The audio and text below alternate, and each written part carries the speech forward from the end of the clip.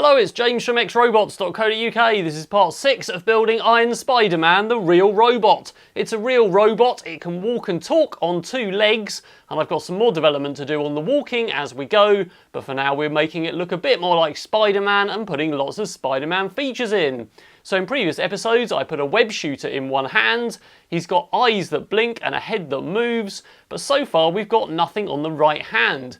So in this episode we're going to build his right hand, and I've decided in fact what we're going to do is make a hand with lots of fingers that move and lots of joints that move independently, so he's got a fairly dexterous right hand. So on the right here we've got the CAD for the existing hand, which is the one with the web shooter in, and it's got that joint so that it can do the web shooting pose there, and the fingers move and so on, and that's basically what was in the previous episode. So I wanted to make the hands look so they're similar, cosmetically at least, and they look mechanically similar, but obviously they have different functionality. So the hand on the other side here is the one that's going to be more dexterous, and you can see it's actually got split fingers, whereas these previous ones were solid, and I've lost that joint across the back of the hand to do the web shooter pose, but instead I've added a thumb axis, so this thumb can actually move backwards like this. So it can move all the way up to about 50 degrees or so, and then we've got another axis on the thumb, so that thumb will actually properly be able to fold into the palm there.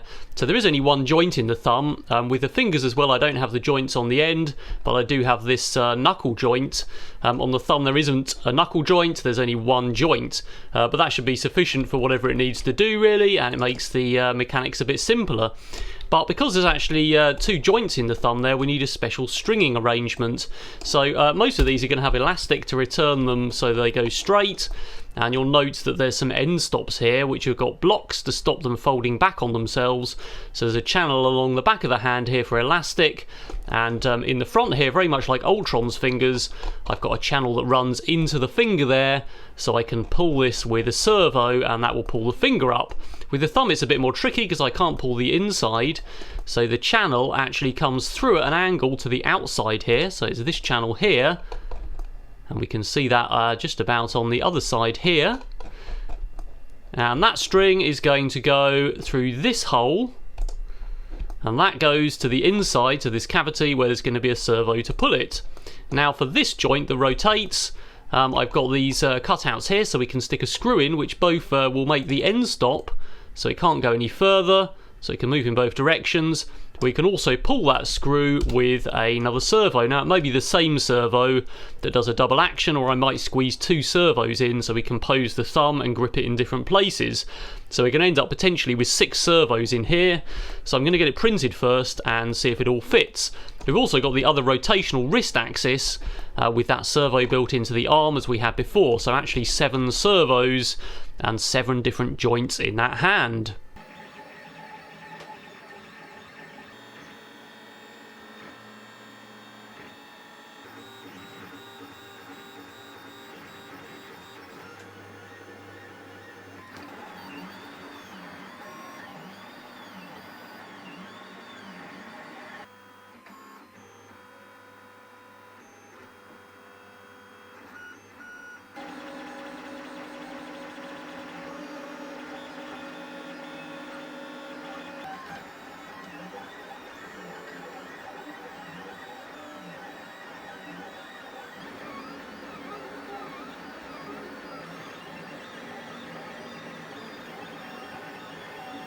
Here are some of the parts. So we've got quite a lot of support material and things to remove, and all of the fingers were printed that way, so they do have support material that needs removing. Now I've done one, and we can see we've got just a test joint in there, so that seems to work pretty well.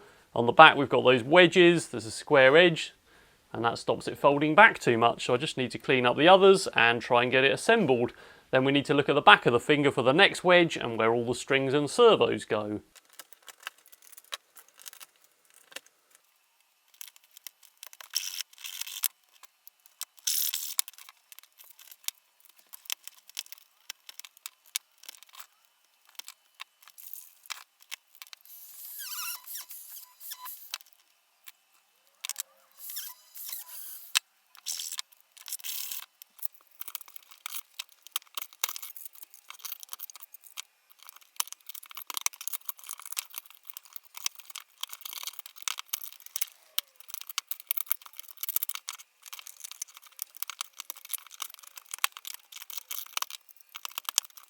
So there's all my fingers fixed together and my thumb, and they've all got their joints in and they're quite free moving, so that works pretty well. I've just got a 3mm bit of steel in the joint there. So now I need to joint those all onto the hands, and then we can talk about the locks on the back of the fingers and pulling the strings.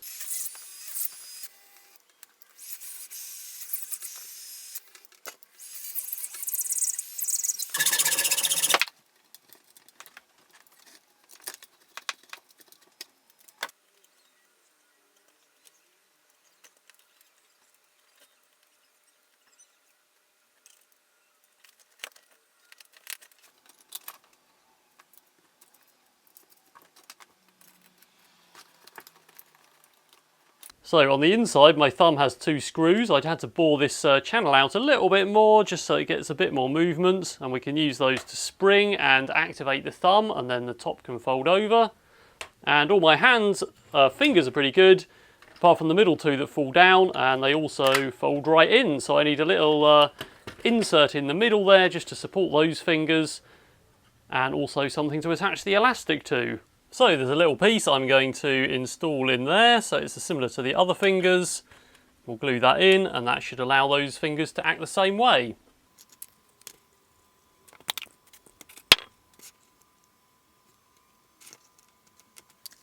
There we go. So now my fingers don't drop down and they all fold in the same. It can now, of course, fold its thumb on top of the fingers in the correct fashion. So I'm just trying to string up my fingers, so I've got a string that runs all the way up here. On the back of the hand I've put some bungee cord, and that's tied off to a little rail inside to pull the finger back, basically.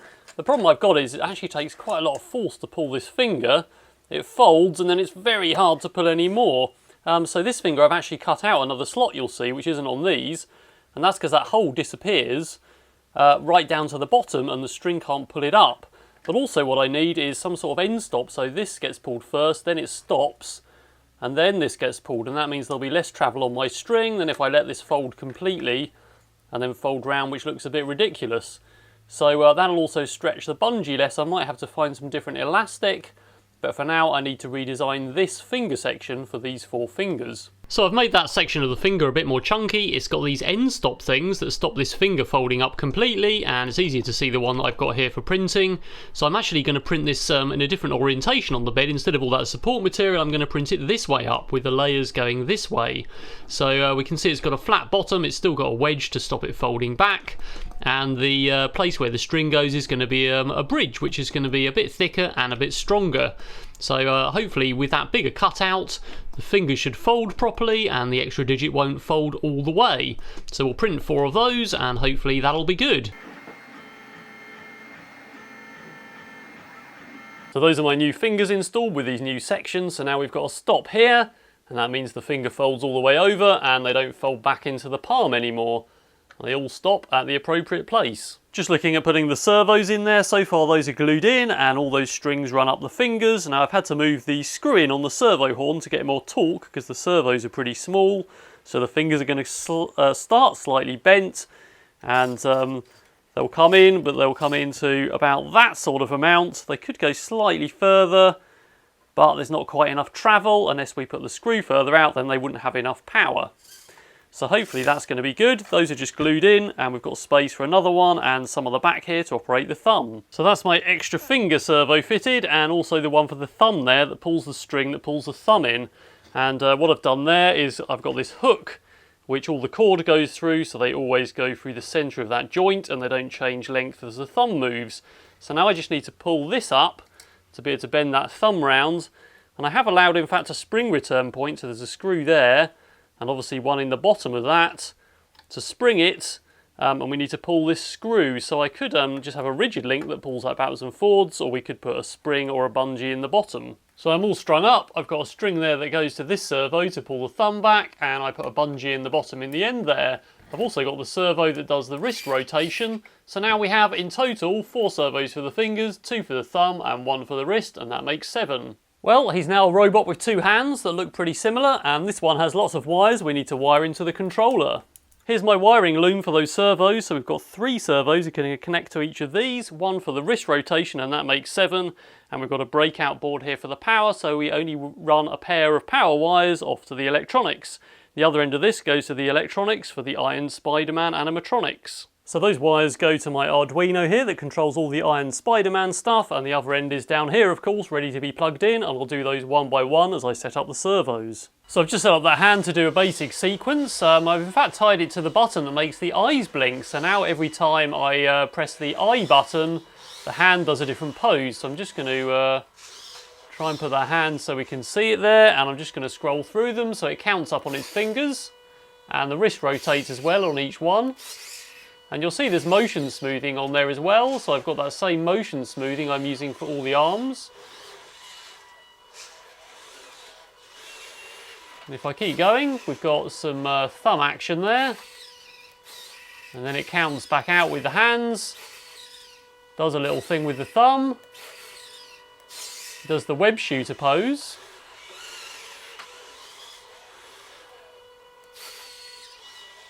Puts the hand out. Points with the finger, and then puts the hand straight, and that's the default position. So let's just have a close-up on that.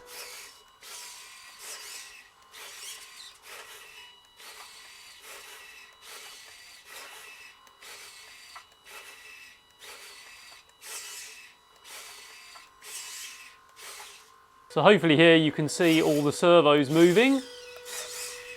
It's unfortunate that the thumb, in fact, doesn't actually fold over the fingers, and that's because of the reduced travel that I had to put on the fingers because the servos aren't high enough power. So it would have been quite good if I perhaps used linear servos instead. We could always upgrade that in the future. So for now, though, I'm pretty happy with the range of motion I've got. And I can, of course, script any pose, so we could integrate this with the other animatronics for head poses or the various other arm poses.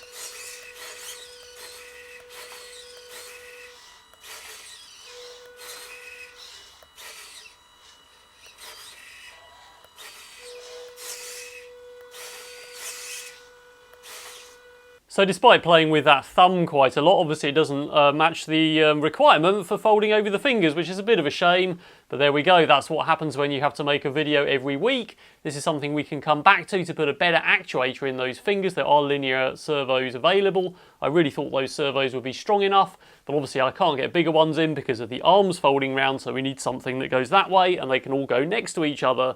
But there we go. So I would like to take all my lessons learned from this robot. Obviously doing the videos every week means I basically have to design, build something, put electronics in and code it and get the video edited ready for you to view it.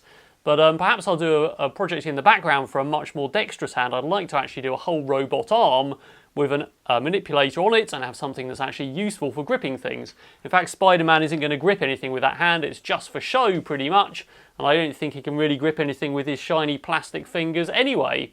At some point we're going to put cosmetics on the arms, so there will be a shield on the back of the hand and something on the palms there, but at the moment the hands match pretty well. Next time we've got a very special episode coming up, so don't forget to check that out. And that's all there is for this episode, so don't forget to subscribe for more on this project and all the other projects. And also it's really important to say that most of my projects are funded through Patreon, so have a look at patreon.com/XRobots and you can get access to some exclusive rewards, including a live stream with me, all my videos early, and almost daily sneak peeks and pictures. Alright, that's all for now.